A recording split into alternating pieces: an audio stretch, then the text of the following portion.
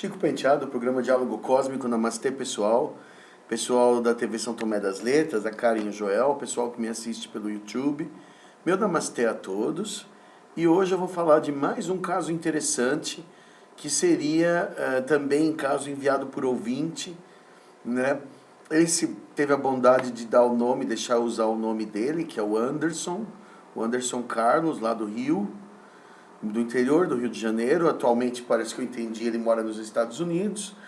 E ele me mandou uma mensagem contando que ele teve duas experiências com Gray bastante, como que eu vou dizer, bastante pitorescas, né? Assim, o Gray, ele tem um certo modo de agir que a gente conhece bem, que o Gray paralisa as pessoas, que o Gray faz exames médicos, que o Gray aparece no quarto, que o Gray isso, que o Gray aquilo, né? Mas é meio incomum as pessoas verem o Gray com o olho aberto, acordadas, né? Não naquele estado de sonolência, né? E isso aconteceu com o Anderson, então só por isso já seria um caso que a gente pode dizer fora da curva da normalidade, né? Porque o Gray geralmente atua meio que na surdina, nas horas da calada da noite, né? Eu vou ler o relato do Anderson para vocês. Ele escreveu, é um pouco extenso, eu vou diminuir algumas partes, tá?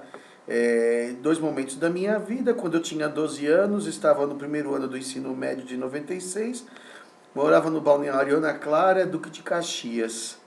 Meu contato ufológico era meramente casos ocorridos que a TV divulgava. Quer dizer, ele sabia da existência de UFO e tal, porque foi bem na época do ET de Varginha. No entanto, eu passei a de curioso a estudioso. Ele começou a criar um interesse por isso daí. Não na forma de vestibular de faculdade, claro que não, né? Ele escreveu. Tentando saber sobre o assunto, pegando do que tinha nas mídias televisivas. Quer dizer, as pessoas ficam muito mal informadas, né? Porque afinal de contas os jornais e a TV não falam nada com nada, né? Então, ou falam superficialmente, ou falam de uma forma jocosa, então fica complicado. 5 meses depois do ET de Varginha, em 12 de novembro de 96, ele guardou até o dia, eu tive a conclusão que tanto busquei. Voltando das minhas rotinas extras de estudo na casa de uns amigos de tarde e da noite, e por volta das 10 horas da noite, percorria trecho a pé de uma área isolada que eu usava como atalho. Aquele atalho não era convencional, mas economizava mais de meia hora para chegar em casa, já que não havia condução nem veículo disponível naquela hora. Quer dizer, ele saiu de um estudo que ele fez com um coleguinha dele e foi pegar um atalho numa mata escura, sei lá, um negócio, né? Comecei a caminhar, era uma noite de lua que iluminava bem o caminho, apesar de não ter nenhum poste de iluminação, né? Seria uma lua cheia, quase. Todo o trajeto fazendo com isso, e esse trajeto foi se tornando cada vez mais estranho, pois sentia que algo estava caminhando no mesmo ritmo que eu. E apesar de eu não estar vendo nada dos meus lados e nem atrás, comecei a apertar o passo. E ao que parece, o ser que me seguia também o fez, por 10 minutos. E isso me acompanhou. E assim meus passos foram ficando pesados, e eu comecei a sentir meu corpo pesado, parecia que não conseguia mais continuar a andar. Parecia que eu estava sendo forçado a ser parado por uma força desconhecida. Quer dizer, aí o Gray exerceu a força dele de paralisação, né? Quer dizer, o cara começou a ficar com o passo, parou, né? Não tive alternativa, parei de forma que parecia que meus pés pareciam chumbo. Logo veio aquela sensação de que algo estava me espreitando, me olhando por trás.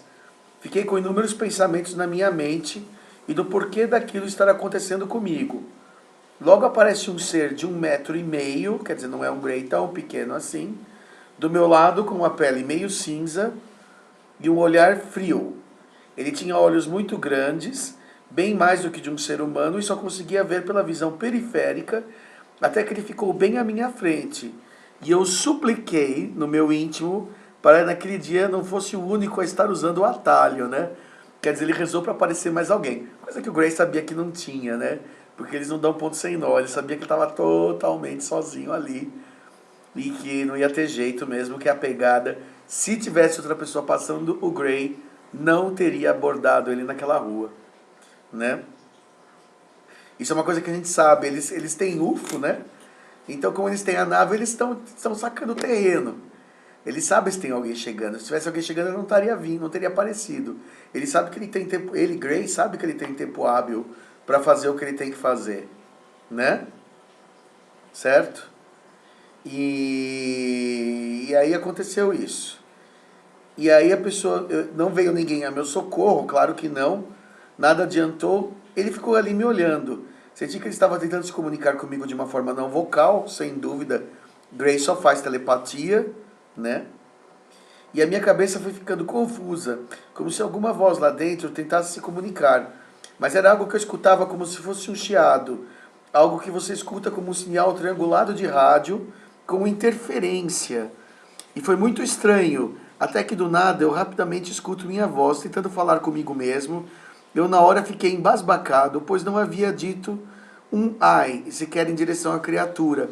Quer dizer, ele não tinha noção, né? Ninguém explicou para ele que o ET é telepata. Então ele não queria tentar falar com o ET e o ET ao mesmo tempo travava a boca dele e perguntava mentalmente. Quer dizer, a angústia é porque ele não tinha entendido que o ET era telepata, né?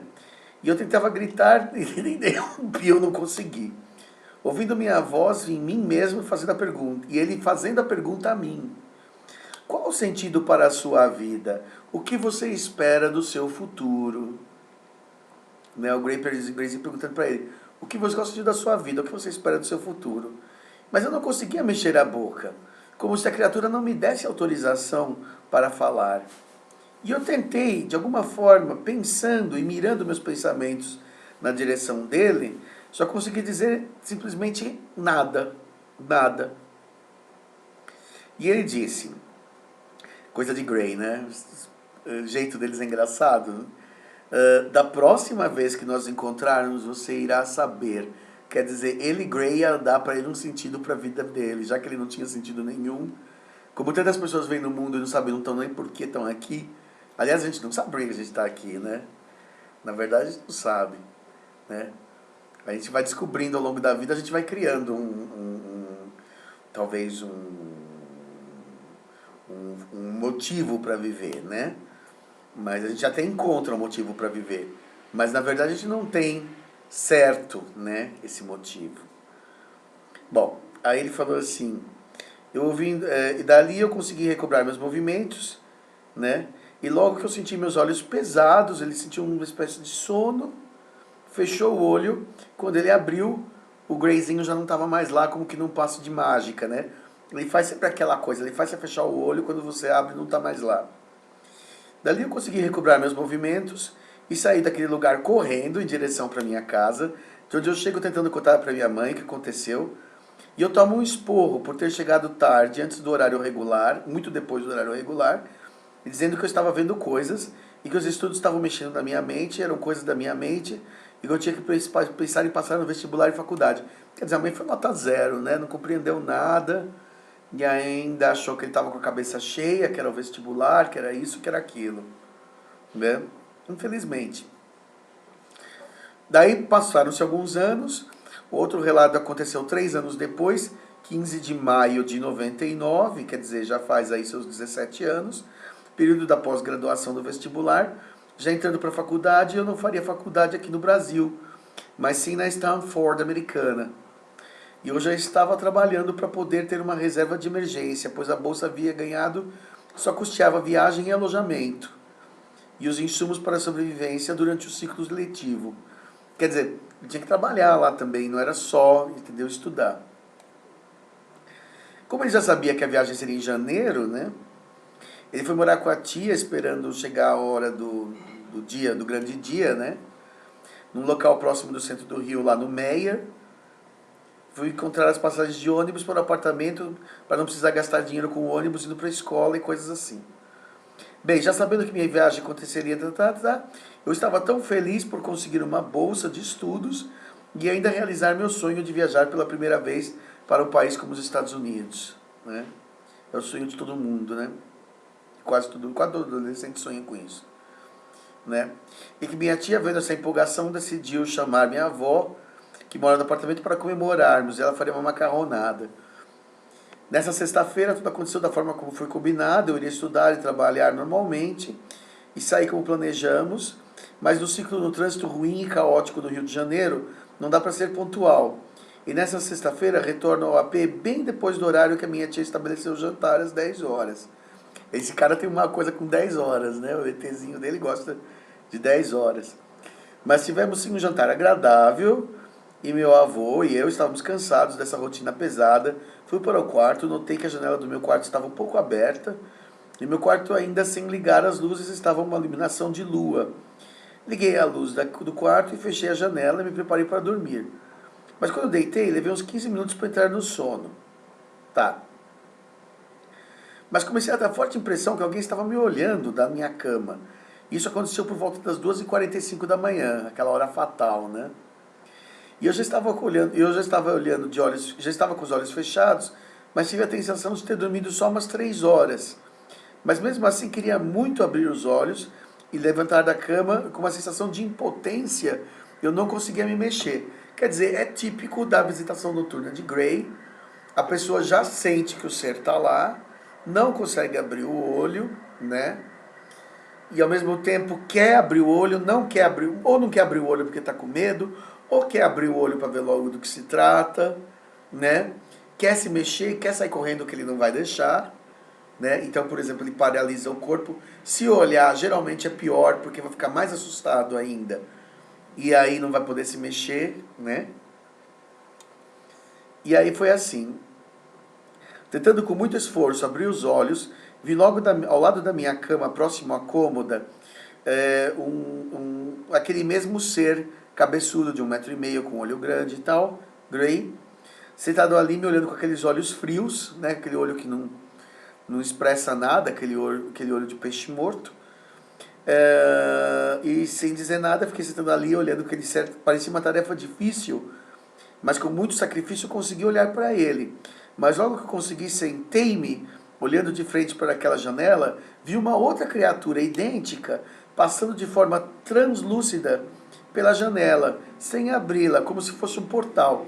Quer dizer, tipicamente, né, isso também me assustou muito na minha abdução em 2007, que o Gray ele passa por matéria sólida. E quando ele passa por matéria sólida, né, isso aconteceu com a Betty Andreasson em 67 pela primeira vez, que foi reportado. Não é a Betty Hill, a Betty Andreasson, que os Grays atravessaram a porta. E a parte mais aterrorizante e que dá a maior sensação de fragilidade, de impotência, é justamente esse momento, porque ele entra no teu quarto pela janela ou pela porta sem abrir. E você sente que você não tem como se proteger. A primeira coisa que vem à tua cabeça é que nada vai impedir ele de entrar no seu quarto a hora que ele bem entender e fazer o que ele bem entender com você. Né? Aí foi assim. Entrou um segundo Grayzinho, e eu presenciando aquilo, correndo diante de mim na janela.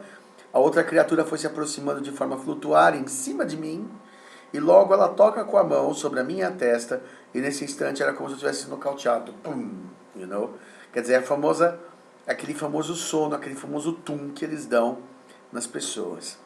Não me lembro de nada, aconteceu o que aconteceu depois disso. Lembro de ter acordado no dia seguinte às 9 horas da manhã, bem depois do horário habitual, de acordo para sair trabalhar e fazer os cursos.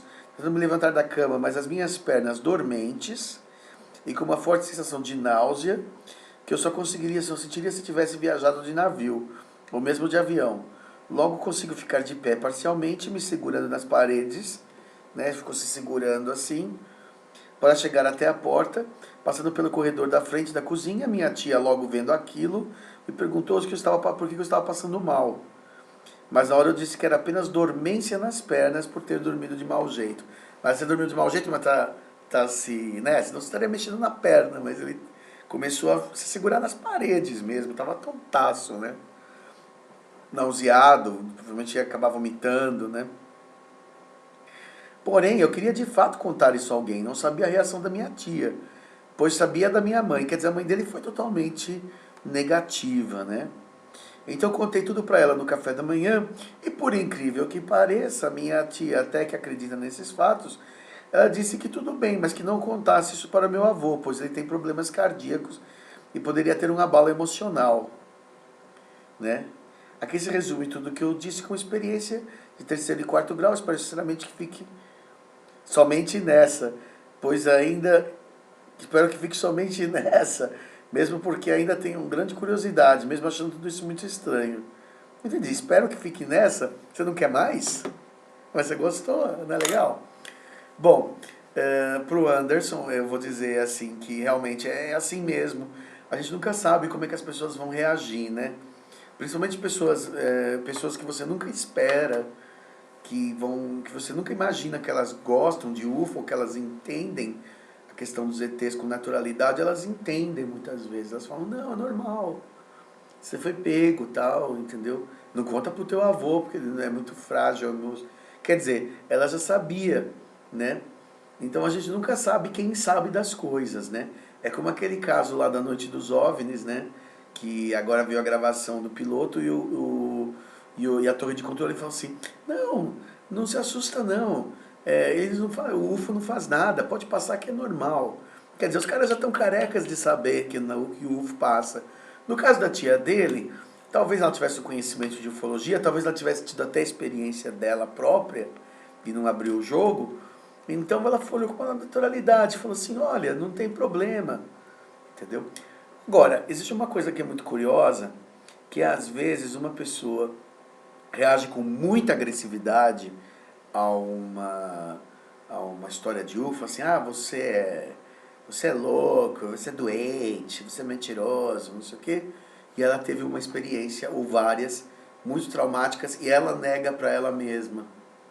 Isso também é muito comum, tá? É a mesma coisa de, por exemplo, de gente que ataca muito homossexual, né? Fala assim, não gosto de gay, não sei o que, não sei o que. E aí vai descobrir que o cara é bissexual, ou é gay, ou tem atração, né? Então as coisas que a gente condena demais, entendeu? Uma pessoa que também que fala que tem muita raiva de UFO, de ET, às vezes justamente foi a que foi pega. E que ficou com raiva. Por isso que ela não aceita nela, então ela exterioriza esse ódio do assunto, né? No caso da sua tia, talvez ela fosse, geralmente se não me disse a religião dela, mas eu penso assim, se tem background espírita, kardecista, umbanda, geralmente essas pessoas têm uma cabeça melhor para, até católicos, né? Mais difícil com evangélico, de repente, né? São os que são mais resistentes ao assunto, né? Essa questão de criação, educação, amigas que ela tem, tipo de papo, né? Mas é muito interessante. É interessante mesmo, é curioso, né? Nesse caso, é o Anderson ter sido pego na estrada por um Grey, né? Isso não é muito comum, não. Eles geralmente aparecem já no quarto e já fazem o que tem que fazer, né? E ainda perguntar para ele, assim, qual é o objetivo da sua vida, né? E qual é o objetivo da sua vida agora, né? Quer dizer, depois que ele pegou, fez aquele exame médico, qual era o objetivo que ele, Grey, deu para a vida do Anderson, né? Ficou uma incógnita. Acho que o próprio Anderson não entendeu e nem muito menos eu, né? Tá bom? Mas não é uma história interessante? Eu gostei muito. Chico Penteado, programa Diálogo Cósmico e Namastê.